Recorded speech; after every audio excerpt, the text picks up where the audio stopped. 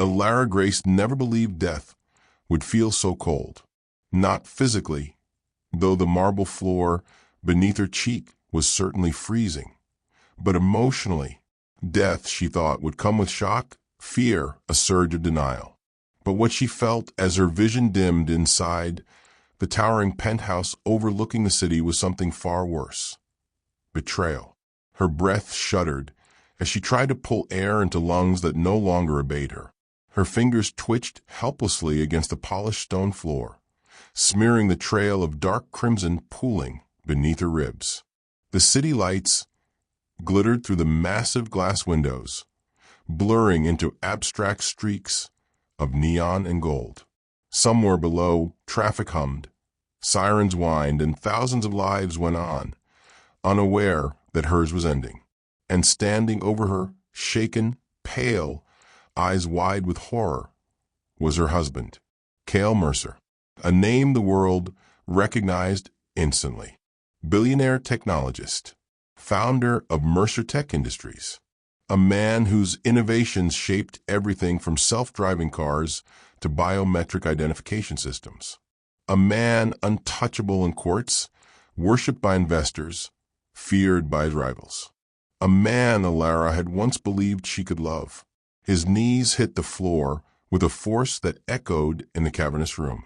He reached for her, hands shaking so violently she almost didn't recognize him. Cale was always controlled, every movement deliberate, precise, calculated. But now he was frantic, desperate, like his entire world was collapsing. Alara, he gasped, voice cracking. Stay with me. Stay awake, please. She wanted to scream at him. She wanted to ask why. Why now when they were finally speaking again?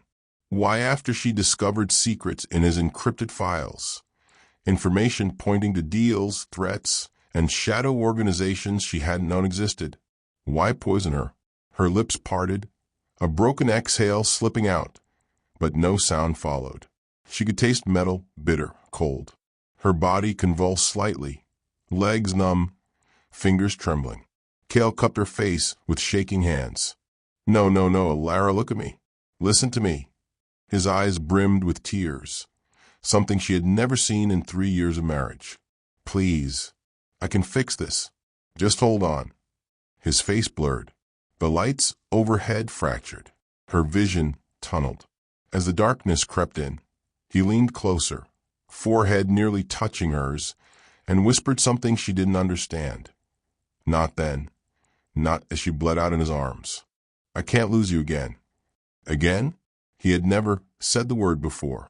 Her heart slowed, her hearing dulled, her world dissolved, and her last thought, before her consciousness slipped away, was a mix of confusion and bitter clarity. So he does know something I don't. Then everything went silent. She expected a void, a black emptiness, an afterlife or nothingness.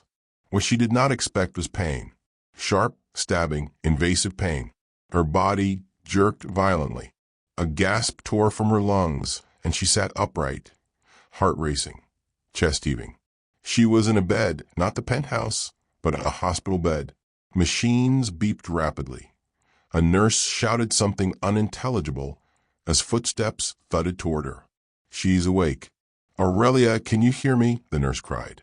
Aurelia? Alara blinked, disoriented. Her hands. These weren't her hands. Narrower fingers, smaller palms, faint freckles she had never had.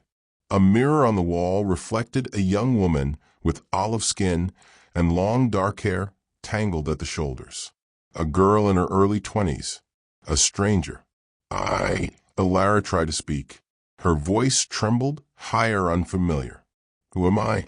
The nurse approached, gently but with urgency. You're Aurelia Voss. You were in a coma for nearly a month. Honey, you're safe now. You just need to breathe. Aurelia Voss. A new name, a new body, a new life. But her memories were still her own. Alara Grace, the woman poisoned in a penthouse, had not vanished. She had woken up somewhere else. Someone else. She swallowed hard, her new heart pounding violently against her ribs. Disoriented memories collided. Her death, Cale's face, the coldness of the marble, the taste of metal, the words he whispered. None of it made sense. The nurse checked her vitals, speaking rapidly to a doctor who entered the room. Words floated around her. Lucky to be alive. Severe head trauma. Miracle recovery. But Alara wasn't listening. Her mind was focused on one thing only: Cale, her husband, her killer, or her failed savior. The man whose last expression haunted her even more than her own death. The doctor was adjusting her when the heart monitor suddenly spiked. Alara felt it before it happened. A strange pressure, like someone whispering directly into her bones. Then she heard it, a voice, deep, familiar, echoing inside her skull. Alara. Her entire body stiffened. Alara, are you? Her blood froze. She couldn't breathe. The monitor beeped frantically. That voice. It was impossible. Cale Mercer. Calling to her. Reaching her. No, finding her. Across death. Across bodies. Across realities she didn't yet understand. Her lips parted in horror and disbelief. He knew. Somehow. He knew she still existed. And she could feel him searching. She was alive again, but so was his connection to her. Aurelia Voss, Alara trapped inside Aurelia's bones, was discharged from the hospital 3 days later. Her doctors called her a miracle. Her parents cried. Reporters swarmed the entrance hoping to get a statement from the girl who survived the impossible. But none of them knew the truth. None of them knew she had died once before. None of them knew she was living another woman's life. None of them knew the voice that followed her even now. Cale's voice. It haunted her, sometimes soft, like a whisper inches from her ear, sometimes distant, muffled, like a voice underwater, sometimes sharp, urgent, always searching. Alara, I know you're out there. She wanted to shut him out. She wanted silence. But the connection, whatever it was, tightened each day like an invisible thread.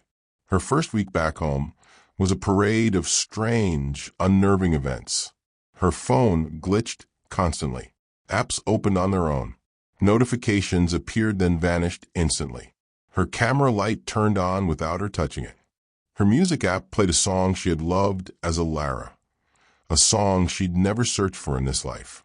Every time it happened, her heart hammered with the same terrifying thought. He's watching me, not metaphorically, not romantically, literally. Cale was the founder of Mercer Tech, the company behind the world's most advanced surveillance systems. Their facial recognition software could identify someone from a reflection in a window. Their algorithms could predict your location before you even got there. Their satellites could zoom so close you could see the label on a bottle in someone's hand. Of all the men in the world to be bound to after death, why him? Her nightmares grew worse. Each night she dreamed of a different room in Cale's corporate headquarters. A conference room lit only by glowing monitors. A dark hallway lined with biometric scanners. A cold office with glass walls and a single black leather chair. But one dream, one nightmare, kept returning. In it, Cale stood alone in a chamber filled with screens. Hundreds of them. Satellite feeds, heat maps, simulations, algorithms, faces, dates, coordinates. He looked terrible, exhausted, haunted, unshaven, eyes red from sleepless weeks. On one screen was an old photograph. Alara Grace, her smiling, her alive. Cale touched the screen gently with his fingertips. She's not gone, he told the room, voice low and cracked. I can feel her.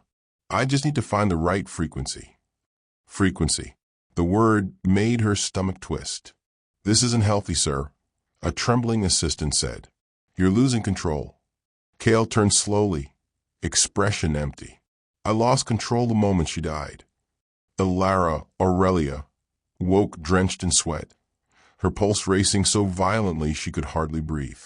Were these dreams memories? Visions? Echoes of his thoughts bleeding into hers? Whatever they were, they told her one horrifying truth. Cale wasn't just searching. He was unraveling. But the dreams weren't the only sign he was getting closer. The real world began warping too. On her way to campus, she noticed a black SUV parked across the street with its engine running. It was gone the moment she blinked. A man in a gray suit stood outside her apartment for nearly 20 minutes, pretending to scroll on his phone. When she stepped out to ask who he was, he vanished into a passing crowd. Her email received a message from an account she didn't recognize. Do you remember what happened? Or are you running from it? The sender. No dash reply at mercertech.sec. Her heart almost stopped.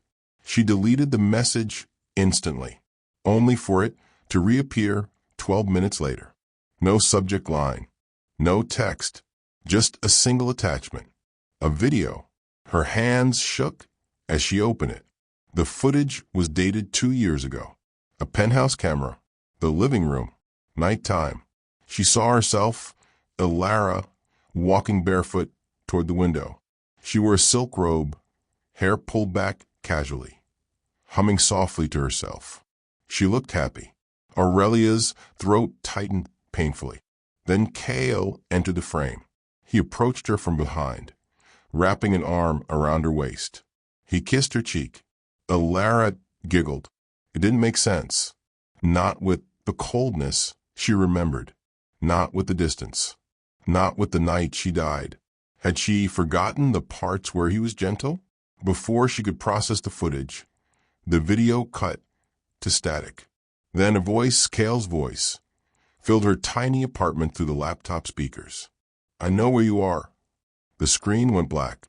Aurelia staggered backwards, nearly tripping over her desk chair. Her hands shook so violently she had to grip the wall to steady herself. This wasn't a mistake. This wasn't coincidence. This wasn't paranoia. Cale knew. Cale was searching. Cale was reaching through every digital shadow, every network, every signal to find her. She slammed her laptop shut, heart racing. The air felt heavy, thick, suffocating. She sank onto the floor, burying her face in her hands. She was trapped in a life that wasn't hers, hunted by a man who had every tool, every resource, every ounce of determination the world could offer. And worst of all, she could feel him getting closer. Through the connection neither of them understood, she sensed it like a shift in gravity. Cale was near, closer than yesterday, closer than her dreams, close enough that her skin prickled as if an unseen gaze swept across her. A whisper resonated in her bones. No sound, just presence. Ilara, she swallowed hard. She had no idea how long she could run, or if she even wanted to. A storm was the last thing Aurelia expected that night. She had stayed late on campus, finishing an assignment, hoping the quiet of the empty classrooms would stop her mind from spiraling into fear. For a few hours it worked. She pretended she was normal, just another student cramming for deadlines, not a reincarnated woman being hunted by her own past. But the universe had a cruel sense of timing. As she stepped out of the building, the sky cracked open, lightning tore through the clouds, and rain fell in heavy sheets, soaking her clothes within seconds. Students ran for shelter, cars honked, water flooded the sidewalks. Aurelia pulled her hood over her head and hurried down the street, the storm drowning the sounds of her pounding heart. She had walked only a block when she felt it. A presence. It wasn't imagination. It wasn't paranoia. It was a physical sensation, like a pressure against her skin, a shift in the air around her, a weight, a gravity pulling her attention to the opposite side of the street. Slowly, terrified, she turned. And there he was, Cale Mercer, standing under a flickering street lamp, rain pouring over him like it was afraid to touch him. His black coat clung to his tall frame. His hair dripped onto his forehead. But his eyes, those storm-gray eyes she remembered from the night she died, were fixed on her with a mixture of disbelief, devotion, and devastation. He looked like a man staring at a ghost, which, in a way, he was. Aurelia froze. The world around her fell silent. The rain seemed to slow.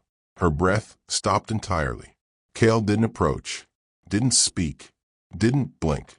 He just looked at her as if trying to memorize her features all over again. Finally, after what felt like a lifetime, he whispered, "Aurelia." Her name, not Ilara, not the past, her present. Her blood turned cold. Her instincts screamed run. Her body refused to listen. She took one unsteady step backwards. Cale immediately lifted his hands, not in threat, but in surrender. "I'm not going to hurt you," he said softly. "I would never hurt you." Memories of dying on the penthouse floor flashed behind her eyes. You already did," she whispered. A flicker of pain crossed his face, so real it almost startled her. "Ilara's death wasn't my doing," he said, voice trembling. "And if I could trade my life for hers, for yours, I would." She shook her head, overwhelmed. "Stop calling me that. I'm not her." "You are," he said quietly. "You're both. I can feel it." Aurelia swallowed hard. "How did you find me?" Cale stepped closer, slowly, carefully, like approaching a frightened animal. "Your frequency came back." "My what?" "It doesn't matter what body you're in," he explained, voice raw.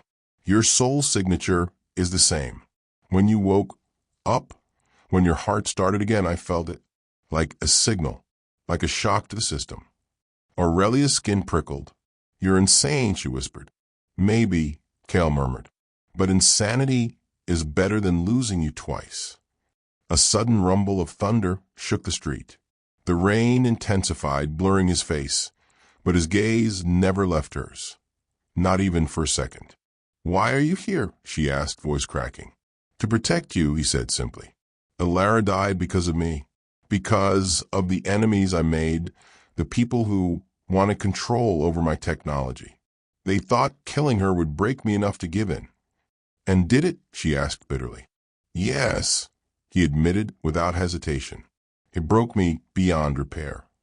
Aurelia's stomach twisted. Before she could speak again, headlights cut through the rain. A black SUV turned the corner sharply. Too sharply. It accelerated. Fast. Wrong. Directly toward her. Aurelia froze in terror. She couldn't think. Couldn't move. The world narrowed to the glare of the headlights and the roar of the engine. Cale moved first. He sprinted across the street, water splashing under his feet, and slammed into her with enough force to knock the air from her lungs. They hit the pavement just as the SUV screeched past, missing him by inches before speeding off into a dark alley.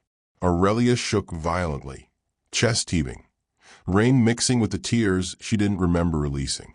Cale was holding her, one hand behind her head, the other wrapped around her waist.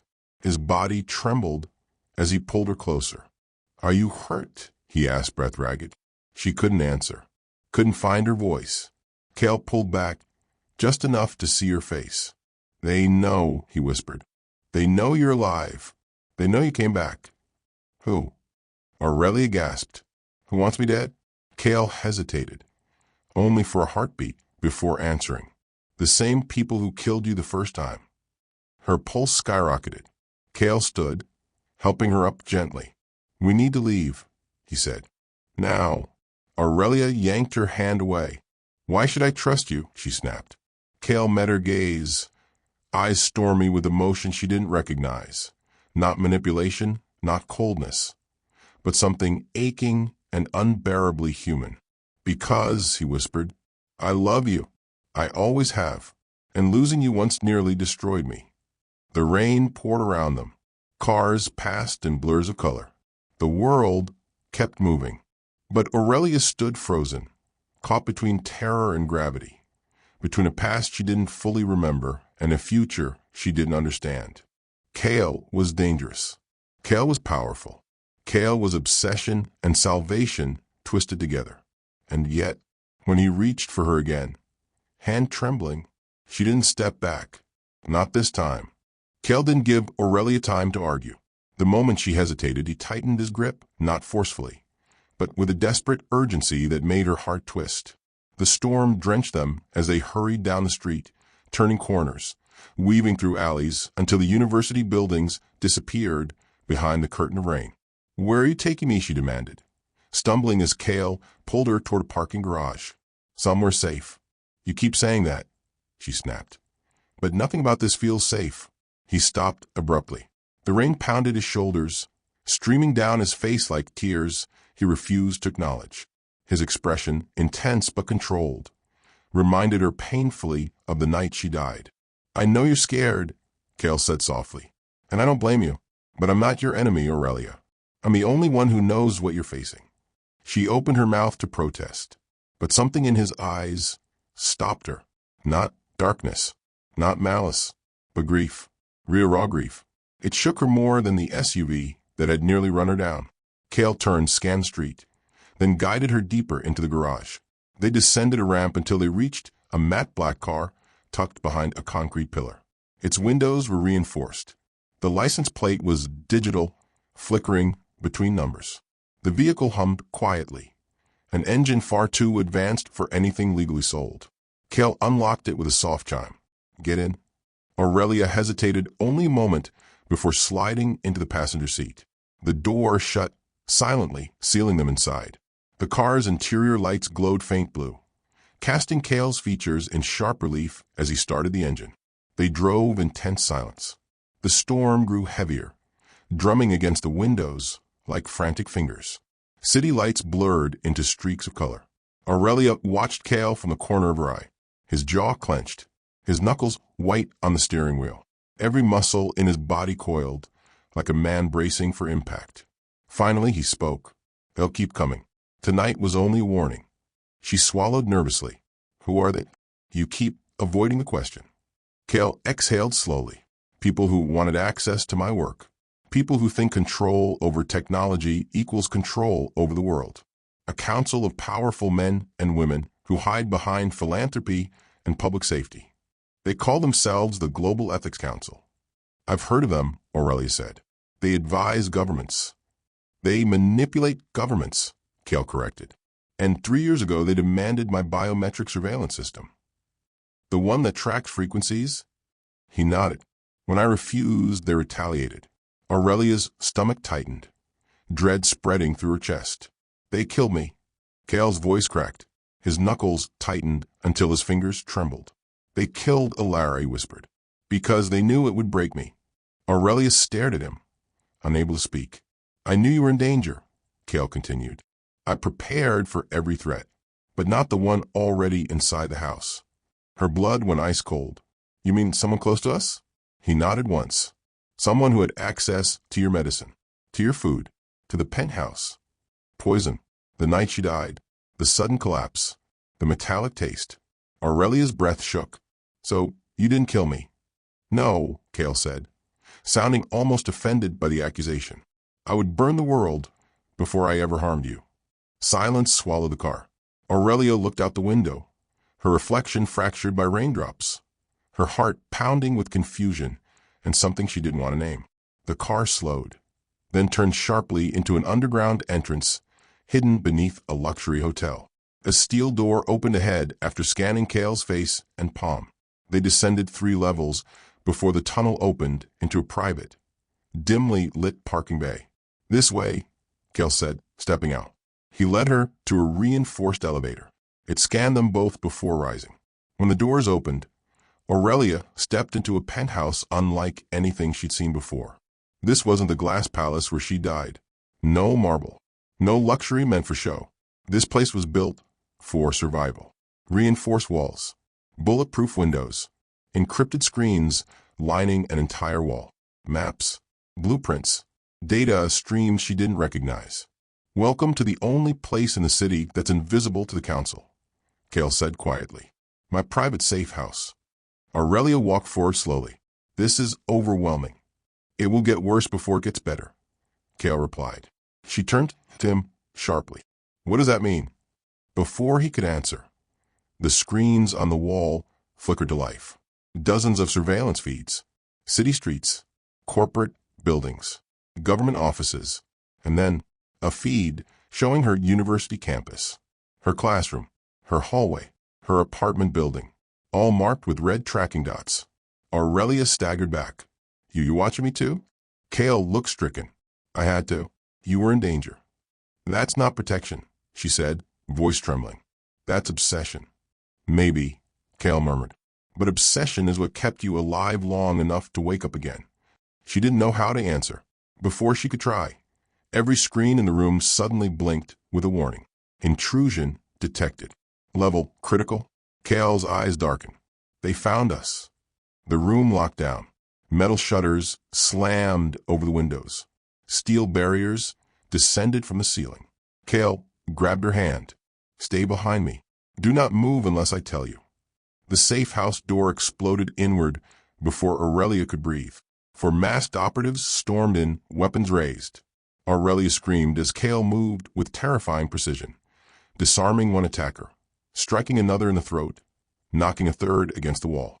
But the fourth aimed a weapon directly at her. Everything stopped. Aurelia felt something inside her snap, or awaken.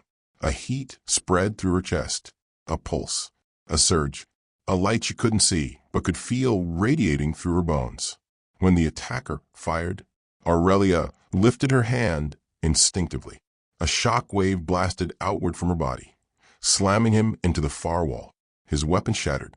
The lights flickered. The ground shook. Silence followed. Cale froze, staring at her as if she were made of pure fire. Elara, he breathed. You awakened. Aurelia stared at her trembling hands, terrified. What did I just do? Something no human should be able to, Cale said.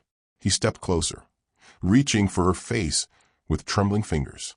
This is why they want you, why they fear you, why they killed you the first time. I'm not normal, she whispered. You never were, Cale said softly, and I never deserved you. His voice cracked just slightly when he added, but I'm begging you don't run for me again. Aurelia's heart pounded. She didn't trust him, but she didn't trust the world outside these walls even more. The alarms blared again. Cale extended his hand toward her. They're coming back with reinforcements. We need to leave. We need to run. Together. Aurelia swallowed hard. For the first time since waking up in a stranger's body, she chose. She took his hand. Okay, she whispered. Together. Cale exhaled shakily. Relief, devotion, something deeper. He pulled her close.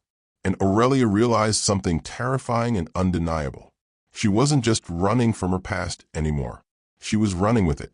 And Cale, the man she once feared, the man she once loved, the man she died in front of, was the only person she could no longer escape.